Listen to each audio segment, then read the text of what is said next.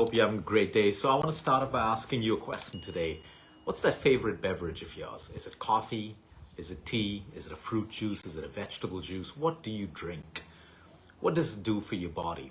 A lot of us have different beverages because we like them. Some of them are loaded with sugar, so we're addicted to them.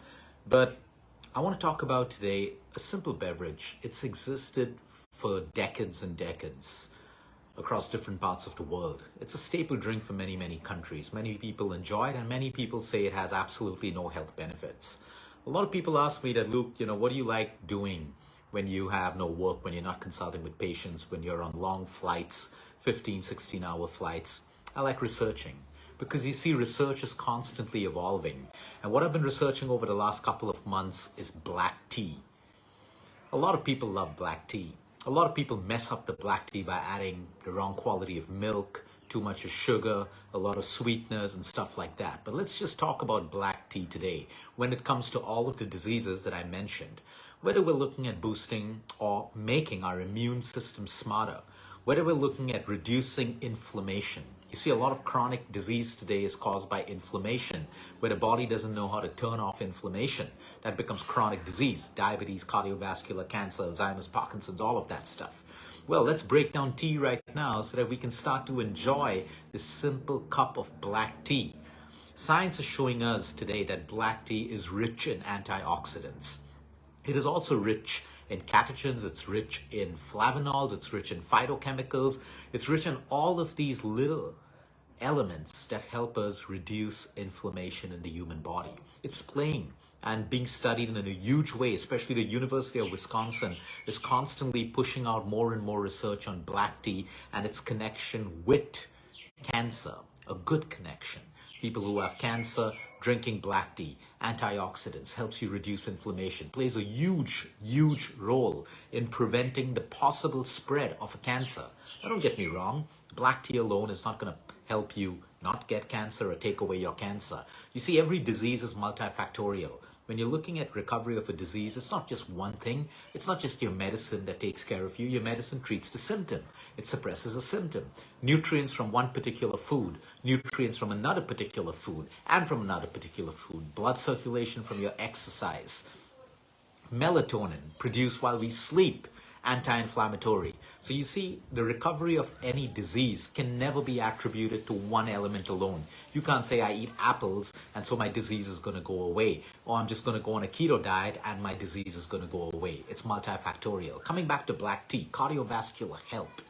Okay, today black tea is showing us that it can reduce triglycerides. It can protect the heart because of its antioxidant properties. It can also help you lower blood pressure when it is also combined with lifestyle changes. A food is great for you, but good food without lifestyle is useless. Sleep is great for you, but sleep with the wrong food is useless. Exercise is great for you, but you're eating wrong, you're not sleeping well, useless. You're eating well, you're sleeping well, but you're chronically stressed, practically useless. We've got to put all these pieces of the puzzle together to make great health work for us. So black tea is great for cardiovascular health. It is also great for the gut health, for your microbiome. Now, black tea can suit you or not suit you. Like I always tell people, if it suits you, do it. If it doesn't suit you, just don't do it. There are many other beverages and foods that have properties and similar properties that may suit you. But having a cup of black tea. Now, would you do a black tea on an empty stomach in the morning? You know that I keep telling people not to have black coffee or even black tea on an empty stomach, because sometimes a lot of people get very, very acidic when they have it on an empty stomach. Number two, it's got caffeine in. Tea has much less caffeine than coffee, but that boosts your cortisol levels, adrenaline in the morning when it's already high. So you may want to wait for about an hour if you're going to have it after wake up. So that's your cardiovascular health. What about your hair and skin? Because of the flavonols, because of the catechins, it's great for your skin. It's great for your hair. It's great for overall healing of wounds as well, because phytochemicals help skin regenerate when we have an open wound or post-surgery. That's why in many hospitals in Eastern Europe and even in the Far East, after a surgery, patients are given cups of black tea, 2 to 3.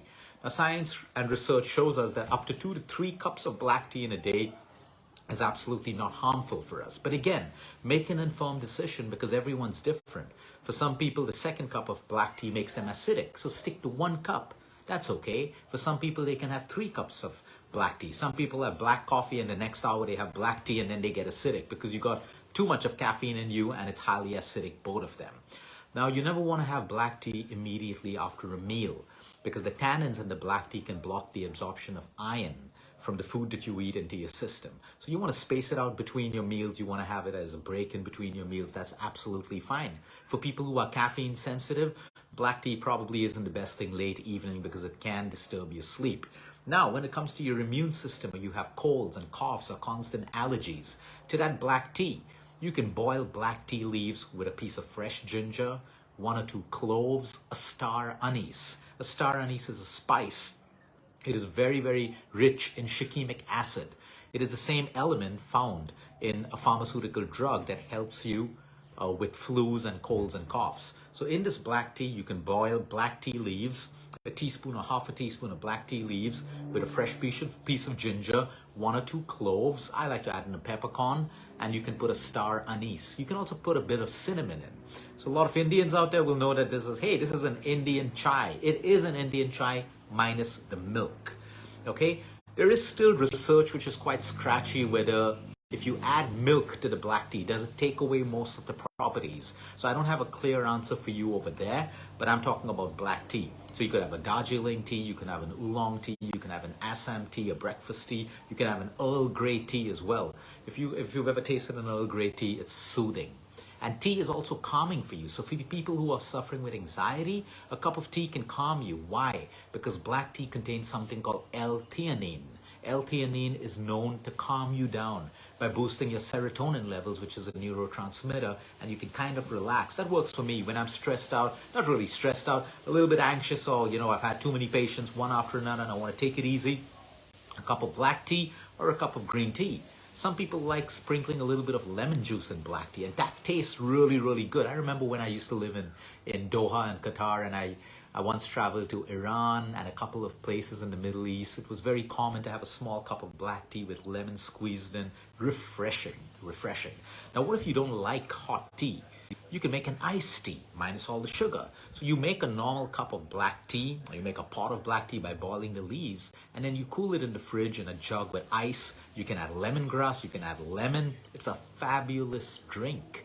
So the next time you have a cold or a cough, or you're feeling sick, you have an upset tummy, just have a cup of simple black tea. Remember, it's always quality because you get a lot of black tea which is sprayed with pesticides. So yeah, I know food is expensive today, but I always look at health as an investment and not as a cost. So you may end up spending a little bit more money on really good brands that are doing chemical free or organic teas and stuff like that, because that's going into your system at the end of the day.